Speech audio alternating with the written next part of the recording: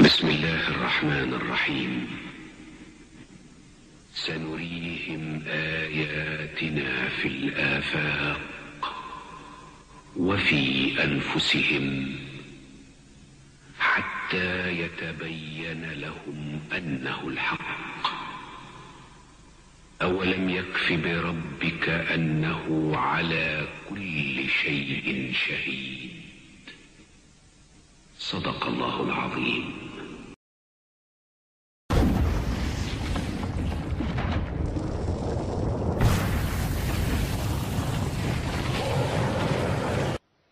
فطبعا هذه السفينة استخدمها العام الماضي العلماء لدراسة أعماق المحيط. سبحان الله.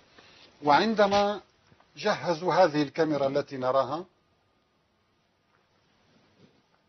هذه تحتاج إلى قيادة وتحكم. ده واضح انها مش كاميرا، ده واضح ان هي يعني كاميرا شيء ضخم يعني متطورة، تتطلب يعني تقنيات، وانظر أجهزة تحكم هنا ومختبرات، وعشرات العلماء يشرفون والمهندسين والكمبيوترات يعني حتى يصوروا لنا. انظر الآن هبطوا إلى أعماق المحيط، شاهدوا هذا يعني مثل بركان متوهج، يعني هذه نار تتدفق من أعماق المحيط. سبحان الله.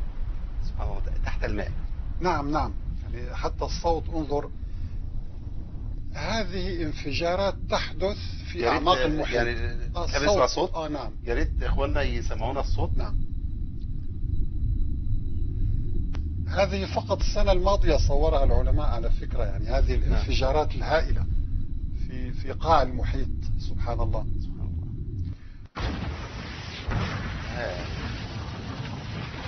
أنا الملك. صوت قوي جدا، صوت انفجار فعلا بالفعل، انفجار حقيقي.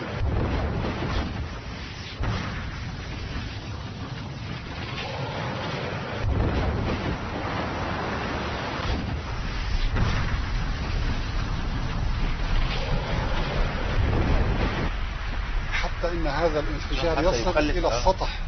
الى سطح الماء. الان انظر، يعني سوف يصل وينفجر في سطح. يحدث انفجارات أيضا ليس في القاع بل في سطح الماء، قرب من سطح الماء. نعم. فهذه سبحان الله تعالى الملك.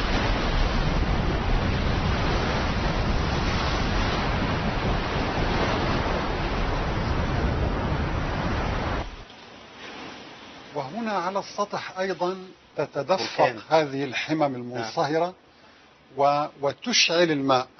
الماء يشتعل هنا، يعني هذه تصور هذا المشهد. يعني أيضا هنا انفجارات واشتعال للماء، يعني النار في الماء. نعم. لذلك الله تبارك وتعالى وصف لنا هذه الظاهرة بدقة. تصوير، يعني صورها لنا قبل 14 قرنا عندما قال أقسم بالبحر. ماذا قال؟ والبحر المسجور. أي المشتعل. سبحان الله. سبحان الملك.